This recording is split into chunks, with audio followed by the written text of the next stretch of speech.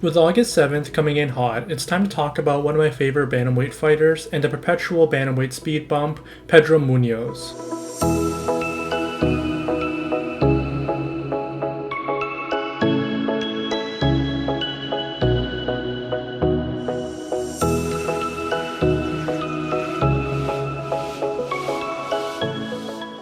Munhoz is a particularly interesting case, especially within the bantamweight division.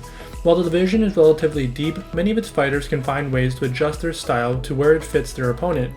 But for Munhoz, he has gotten by hardly changing up much of his game. And while I think it's a relatively rudimentary and route style, I do think Munhoz's style has a ton of value and plays greatly into his strengths. To start, Munhoz is a marching fighter. He has been able to show restraint in his footwork, particularly against fighters he feels can seriously hurt him. But he will always come forward looking to catch his opponent's jab and fire back over the top. This is particularly notable because of his double forearm guard defense, where he'll let his opponent throw a combination at his head, smother it, and then return with wide hooks. Combine this with a good understanding of when to duck his head and when to slip and rip, Munhoz is able to catch his opponent backing out of the pocket or simply looking for a break in the pocket. But when his opponents want to hang out at range and look to pot shot at Munhoz, he'll look to land his low kicks. Munhoz's low kicks have been one of his greatest weapons in his fights, because it not only prevents fighters from consistently running, but allows them to transition into his pocket boxing. This worked wonders against Jimmy Rivera, who was able to initially keep Munhoz chasing and punished him with combinations, but Munhoz's persistent low kicking eventually forced Rivera to swing back at him.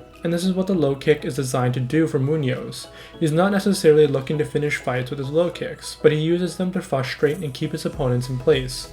He can also mix in his rear snap kick, which often looks like the low kick, and this is his primary body strike. Since Munhoz keeps a higher stance to throw his kicks, he doesn't really want to lower his stance to rip to the body, unless he's in the pocket.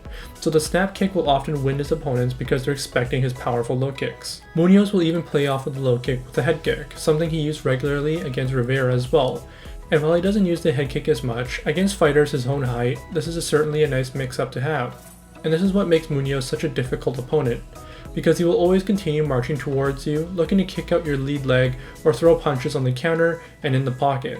And like I said, it's not particularly nuanced, but trying to keep Munhoz off of you every second of the round is exhausting, and this frustration can lead fighters to shoot on him. But Munhoz's favorite submission, the guillotine, is what makes shooting so difficult, and that's what makes his style interesting. And Munhoz's insane chin is what makes this work. He knows that he's incredibly difficult to knock out, and thus has no issue absorbing 3 to 4 punches in order to land a clean hook or low kick. In a purely numbers game, Munhoz loses out, but he'll eventually make up for it as long as he's able to continue hitting. And this is where I talked about my gripes with Munhoz. I think he relies too much on his bare bones striking and hasn't developed a craft to match what he wants. Against Aljamain Sterling and Frankie Edgar, he was routinely kited and baited into absorbing unnecessary punishment, and this is the double-edged sword of great attributes. Because Munhoz knows he has a tremendous chin, he has no problem walking through hard shots in order to corner his opponent. As a result, he doesn't have the best ring craft, and when he gets his opponents close to the fence, he struggles to keep them on the end of his punches. And because Munhoz doesn't have a honed jab, a lot of his offense and setups are just raw kicking at wide overhands. This cost him massively against Edgar, who is very much past his prime, but Edgar always forced Munhoz to chase after him, using his feints to bait Munhoz into swinging before scooting out of the way. And Munhoz's raw kicking got him lit up multiple times by Edgar. And while Munhoz had tremendous moments in the fight, had he had a more nuanced jab, he could have entered the range and safely battered Edgar. If you've seen my other videos, then you'll know I made a video about Santiago Ponzinibbio, and in that fight, I discussed how Ponzinibbio's blinding jab helps him set up his powerful low kicks, and it's a wonder how Munhoz hasn't taken that approach in stride. To put it simply, Ponzinibbio understands that he doesn't quite have the same chin as Munhoz, and relies on body jabbing, feints, and low kicks to work his way into range. By keeping his opponent constantly thinking about the jab, Ponzinibbio is able to back them up and ruin their timing. Munhoz is very much in the same camp. However, unlike Ponzinibbio, he doesn't have the tools to shut down his opponent's jab and also reduce the punishment he takes when coming in. This was evident in the Aldo fight, where Munhoz spent a lot of it running after Aldo. Occasionally, he'll catch him with a stray hook or two, and his low kick stopped Aldo for a quick second. But when Munhoz wanted to walk forward and punch, Aldo lit him up with jabs and long, strange boxing.